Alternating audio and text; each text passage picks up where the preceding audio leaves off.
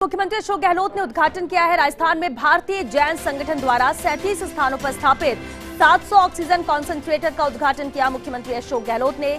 संगठन के पदाधिकारी भी यहां पर इस दौरान मौजूद रहे। तो मुख्यमंत्री अशोक गहलोत ने उद्घाटन किया है राजस्थान में भारतीय जैन संगठन द्वारा 37 स्थानों पर स्थापित किए गए 700 ऑक्सीजन कॉन्सेंट्रेटर, जिसका उद्घाटन मुख्यमंत्री अशोक गहलोत ने किया।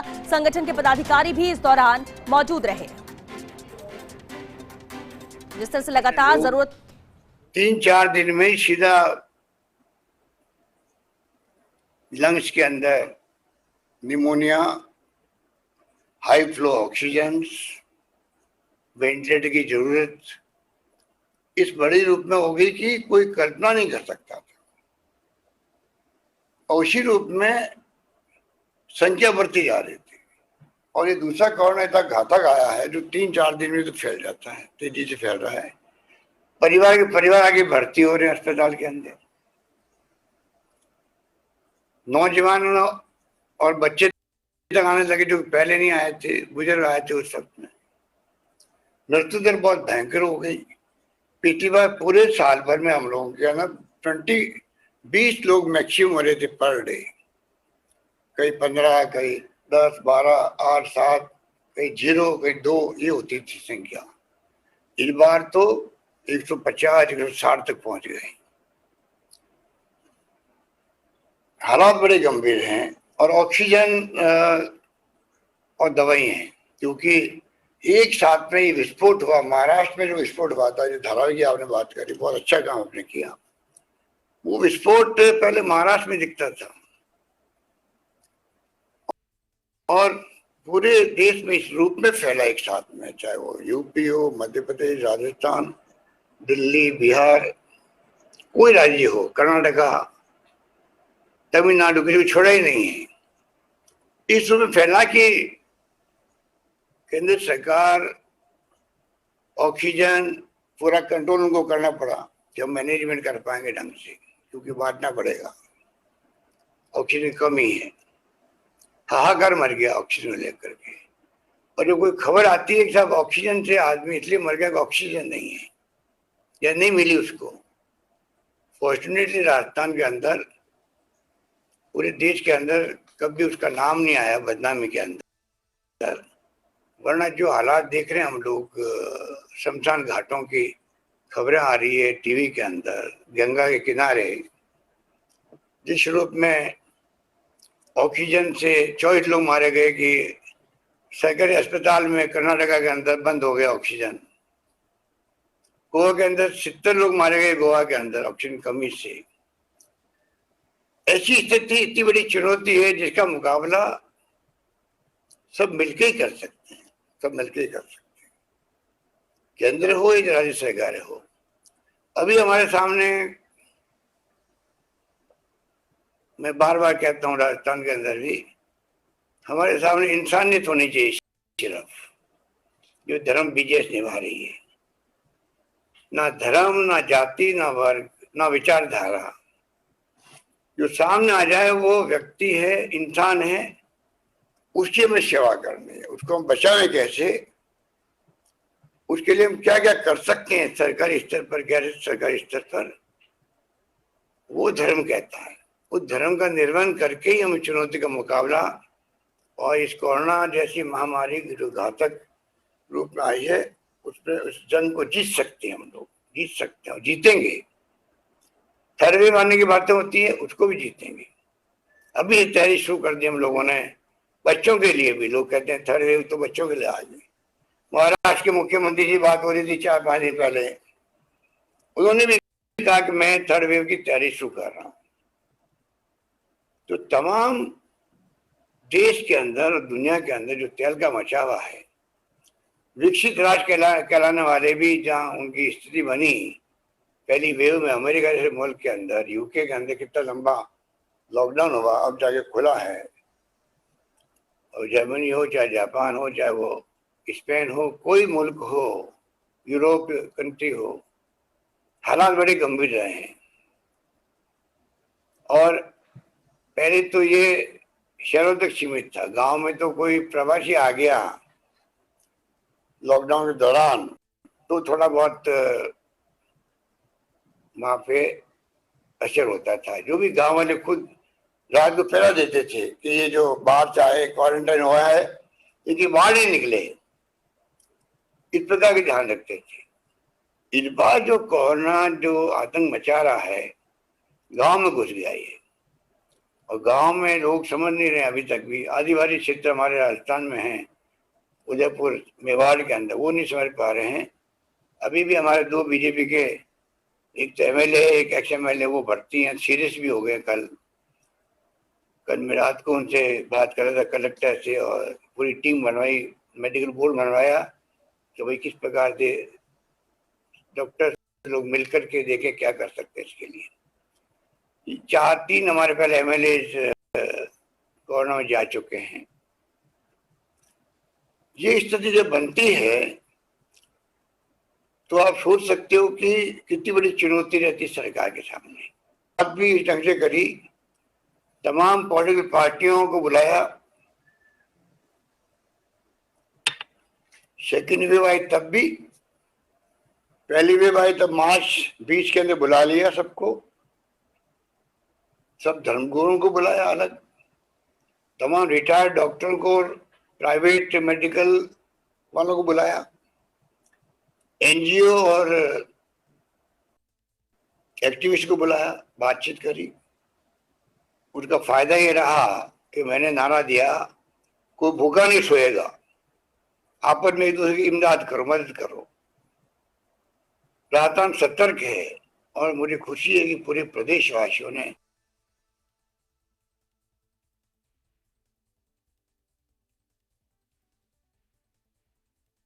सब घरों में बंद थे उस वक्त में। ऐसा माहौल बना राजस्थान में, भीलवाड़ा मॉडल भी हो गया, रामगढ़ मॉडल भी बन गया, अपना ही बन गया, और वो मॉडल आज पूरी देश में दुनिया में काम आ रहा है। आज भी वही काम आ रहा है, हमारे भी वही काम आ रहा है। तो इस रूप में लोगों ने इमदाद करी उस वक्त में भी, उसके कारण से हम लोग बच गए। इस बार जो गांव में जो प्रवेश किया है, और अभी तक भी गांव वाले भी टाइम पे आते नहीं, और इतना तेज गति से फैल रहा है। ये सबसे बड़ी बात है कि 3-4 दिन बाद में आता है तो वो सीधा तकलीफ में आता है, और कई लोग सीधा उनको भेजना पड़ता हाई फ्लो ऑक्सीजन में, उसके बाद में वेंटिलेटर पर। कई तो नौजवान बच नहीं पा रहे हैं, डॉक्टर कहते हैं हमें तो समझ में नहीं आ रहा इस प्रकार से इसका रूप क्या है, रूप नहीं समझ पा रहे हैं।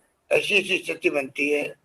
और ये ब्लैक फंगस और नया आ गया, 3-4-5 दिन से सुना, और सारी दवाएं गायब हो गई मार्केट से। ये भी लोगों की फितरत में होता है, पैसा कमाना ऐसे वक्त में भी लोग चूकते नहीं है। हमने राजस्थान में सब रेट फिक्स कर दिया, आरटीपीसीआर टेस्ट की, सीटी स्कैन की, दवाइयों की। प्राइवेट हॉस्पिटल फिर भी कई बार आप देखते हो कि कमाने के चक्कर में क्या करते हैं। ये तमाम बातें जितनी कहें उतनी कम है। हमने यहाँ चिरंजीवी योजना शुरू करी, शानदार, पूरे देश के अंदर मेरे ख्याल से एकमात्र राजस्थान है जिसने तमाम प्रदेशवासियों का बीमा कर दिया। हम लोगों ने 5 लाख तक का फ्री के अंदर, और अगर कोई पैसे वाला है तो सिर्फ वो 850 रुपये देगा, आधा प्रीमियम देगा, वरना सबका प्रीमियम सरकार भर रही है 3000 करोड़ रुपया। और वो इंडोर के लिए होगा, पहले भारत सरकार की स्कीम थी, उसको हमने रिफाइन और आगे कर दिया। अब स्थिति ये है, कैशलेस बीमा 5 लाख के परिवार का, भर्ती होगा उसके 5 दिन पहले का, और भर्ती होने के बाद में ऑपरेशन के बाद बाहर जाएगा तो 15 दिन बाद तक का पूरा खर्चा बीमा कंपनी को उठाना पड़ेगा। वो भी हमारा चल रहा बहुत शानदार। उसमें कोविड जोड़ दिया, और उसमें जो नई बीमारी आई है ब्लैक फंगस वाली, उसको ही हमारी आजकल में बात चल रही है, कल हम उसको जोड़ देंगे। इस प्रकार से हम लोगों ने एक सोशल सिक्योरिटी के नाम पर ये बहुत बड़ा डिसीजन हमने लिया है। वैक्सीन तो आप जानते ही है कि हमने रिक्वेस्ट की थी भारत सरकार से कि वो फ्री करे। आज तो जो टीका लगता है देश के अंदर 4-5 तरह टीके लगते हैं, 5-6 तरह टीके, वो सब फ्री होते हैं। और ये तो दुनिया की महामारी है, इसे पूरी तरह फ्री वैक्सीन लगना चाहिए था। पता नहीं किन कारणों से ये फैसला नहीं कर पाई एनडीए गवर्नमेंट। और मैंने मोदी जी को खुद को रिक्वेस्ट करी, टेलीफोन करके करी, वीडियो कॉन्फ्रेंसिंग में करी, पर वो फैसला उसमें हो नहीं पाया। और राज्यों में छोड़ा है, राज्य भी एक साथ में सब लोग ग्लोबल टेंडर कर रहे हैं, आपस में कंपटीशन कर रहे हैं। जबकि अगर राज्यों को खरीदना था तब भी ग्लोबल टेंडर होना चाहिए था केंद्र से, वो फिर राज्यों से बांट करके वापस पैसा वसूल कर ले तो ज्यादा ठीक रहता है। एक टेंडर होता है देश का। और हमें वैक्सीन की बहुत बड़ी आवश्यकता रहेगी। वैक्सीन का घोषणाएं होती है पर वैक्सीन के सेंटर बंद होते हैं बार बार। ये कोई शिकायत नहीं होती केंद्र से। कुछ ऐसा माहौल बन गया कि आप अगर सही बात भी फीडबैक के रूप में दो केंद्र को, तो वो कहते हैं तो शिकायत हो रही है हमारी, और नीचे ऊपर के लोग कमेंट करने लग जाते हैं। शिकायत नहीं होती है, ये फीडबैक होता है कि भाई ये स्थिति है, कल 2 लाख बच्चे हमारे पास वैक्सीन, और हम तो एक दिन 5 लाख से अधिक कर रहे हैं, 80 लाख, 5,80,000 कर रहे हैं। आप सबको जाने खुशी होगी, राजस्थान ने जो कोरोना में तो खैर काम किया, उसको लेके सब जगह उसकी लोग अप्रिशिएट भी कर रहे हैं देश के अंदर। पर वैक्सीन के अंदर भी राजस्थान नंबर 1 है देश के अंदर, चाहे वो 60+ हो, चाहे वो 45+ हो, हम लोग नंबर 1 है देश के अंदर। इस रूप में हम लोगों ने शानदार वैक्सीन का प्रमोट किया लोगों को। पर अब जो वैक्सीन मिल नहीं रही है, 45 वाले भी नहीं मिल रही है और 60 भी नहीं मिल रही है। कभी कभी आएगी तो कहने खोलेंगे, फिर वापस बंद करेंगे। एक प्लानिंग, एक रोड मैप बनना चाहिए था वैक्सीन का, क्योंकि सबको मालूम है कि सेकेंड वेव आएगी भी तो हम लोग अगर वैक्सीन में आगे बढ़ जाते, क्योंकि वैक्सीन ऐसी चीज है कम से कम मृत्यु दर बहुत कम कर देती, 0 कर देती, करीब करीब 0 कर देती है। इक्का दुक्का लोग मरे हैं 2 वैक्सीन लगाने के बाद में। अरे 2 वैक्सीन लगाने के बाद में आदमी माइल्ड अटैक होता, मेरे ऊपर भी अटैक हुआ, पर क्योंकि मैं 2 वैक्सीन लगा चुका था तो मैं बच गया। मुझे अभी सेवा करने का लगता है कि समय दिया हुआ भगवान का, इसलिए मैं जल्दी ठीक हो गया। तो मैं कहना चाहूंगा आपको कि ये काम सब जो है, जिस रूप में आप लोग आगे आए हो, ये बहुत बड़ी बात है। ऐसे वक्त में कम समय में आपने 45 केंद्रों में पहुंचा दिए ऑक्सीजन कंसंट्रेटर, खरीद भी लिए, प्रोक्योरमेंट भी हो गया, वही बड़ी बात है। हम 50,000 ऑक्सीजन कंसंट्रेटर खरीदने के लिए प्रोसेस चल रहा है हमारा। पता नहीं कितना आएगा, वो 25,000 आएगा, 20,000 आएगा, कोई नहीं कह सकता। चाइना से भी, कोरिया से भी, ताइवान से भी, यूके से भी, सब जगह ट्राई चल रही है। और आप लोगों को ध्यान हो गए से मिल सकते हो तो आप बताइएगा, तो मैं समझता हूँ कि सरकार खुद खरीद भी लेगी। गांव गांव चाहते हैं CHC PHC तक पहुंचाएं। इस प्रकार मैं समझता हूँ कि बातें करें उतनी कम है, पर मैं उम्मीद करता हूँ कि जिस प्रकार सबको साथ लेने की जो नीति है, अभी केंद्रीय हो चाहे राज्य सरकारें हो, जो हमारे माई बाप हैं पब्लिक, वो बचनी चाहिए। चाहे वो कोई किसी पार्टी का आदमी हो, किसी धर्म को मानता हो, किसी वर्ग को मानता हो। मैंने कहा भी आपको, ये मैंने अभी एक VC की थी, वीडियो कॉन्फ्रेंसिंग की थी, पंचायत के सरपंच तक करी थी, और ओपन करिए पब्लिक के लिए। उसको करीब 8-10 लाख लोगों ने सुना उसको, अब तो 12 लाख हो गए उसमें। तो तमाम मैंने विपक्ष के नेताओं को भी, गुलाब सिंह कटारिया जी को भी, राजेंद्र राठौड़ जी को भी, हमारे यहाँ बीजेपी के अध्यक्ष महोदय हैं सतीश पूनिया जी को भी, उन सबको भी पब्लिक को एड्रेस करवाया, पूरे राजस्थान जनता को। तो हम सब मिलकर के चाहते हैं कि इंसान को देखो और उसकी सेवा करो। ये मत देखो कौन किस पार्टी का आदमी, RSS का है, बीजेपी का है, या कांग्रेस का है, CPM, CPI, सपा, बसपा, कोई हो, आदमी सामने कौन है, इंसान है, उसकी इमदाद करो। ये भावना हम सब में होगी, तब जाकर के हम ये जंग जीत पाएंगे। और वो भावना मैं समझता हूँ कि पूरे देश के अंदर अभी जो मैसेज जा रहे हैं, प्राइम मिनिस्टर ने भी देश को संबोधन किया।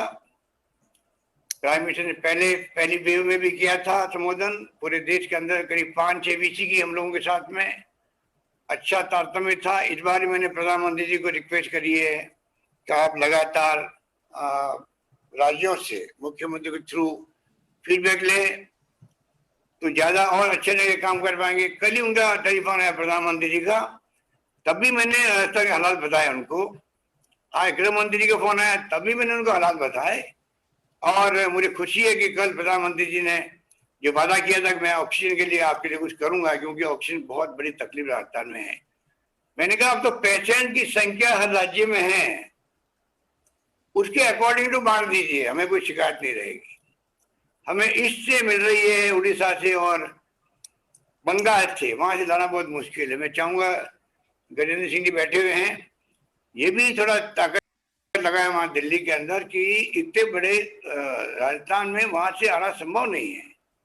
हम मुश्किल 100 MT ले पाए, 1500 का हमारा कोटा था वहां। तो ये स्थिति जो है, मैं समझता हूँ कि हम सब मिलके ही इसको पार पाएंगे। और मुझे कोई मैं समझता हूँ कि जिस रूप में आपने आगे बढ़कर के आज प्रोग्राम किया है, मैं शांतिलाल मोहता जी को और राठौड़ साहब को साधुवाद देता हूँ, बधाई देता हूँ। और उम्मीद करता हूँ कि हम सब मिलकर के राजस्थान का जो आपने जो कल्पना की है, सोचा है, हम उसी ढंग से काम करेंगे। और जो फीडबैक आपसे आएगा उसको ही हम लोग फॉलो करेंगे। हम चाहेंगे सबको साथ मिलकर के। वल्लभ भंसाली जी ने समुद्र की बात करी तो मेरे दिल में आया कि उन्होंने बहुत शॉर्ट में गागर में सागर भर दिया, शॉर्ट एंड स्वीट। और मुझे लगा कि सब वक्ता जो बोले हैं उन्होंने सबने वही काम किया कि बहुत ही सुंदर शब्दों में, कम शब्दों में अपनी भावना व्यक्त कर दी। तो मैं उम्मीद करता हूँ हम सब मिलकर के ही, पक्ष विपक्ष मिलकर के ही, सब समाज सेवी मिलके ही, प्रवासी लोग मिलके ही इसका मुकाबला करने में हम कामयाब होंगे। मुझे आपने इस मौके पर याद किया, उसके लिए मैं आपका आभारी हूँ। धन्यवाद। जय हिंद। धन्यवाद। तो भारतीय जैन संगठन द्वारा 37 स्थानों पर आज 700 ऑक्सीजन कॉन्सेंट्रेटर स्थापित किए गए, उसका उद्घाटन मुख्यमंत्री अशोक गहलोत ने किया। और उद्घाटन के बाद संबोधित करते हुए उन्होंने यही बात कही कि लगातार राजस्थान ने शुरुआती तौर से बेहद अहम काम किए हैं और ऐसे काम किए हैं जो पूरे देश के लिए, दुनिया के लिए मॉडल बना है। लेकिन आज जैसी स्थिति है उससे रूबरू प्रधानमंत्री को भी कराया, कल भी उनका फोन आया था, आज गृह मंत्री से भी बात हुई, जो स्थिति है उससे बताया गया है। लेकिन इस लड़ाई को हम तभी जीत पाएंगे जब सभी साथ आएंगे। और इसीलिए फिर वो भामाशाह हो, प्रवासी हो या अलग अलग समाज के लोग हो, जब इस तरह से इकट्ठा होकर आते हैं और मदद करते हैं तो इससे आमजन को राहत ही मिलती है, जो एक बेहद ही अच्छी पहल है।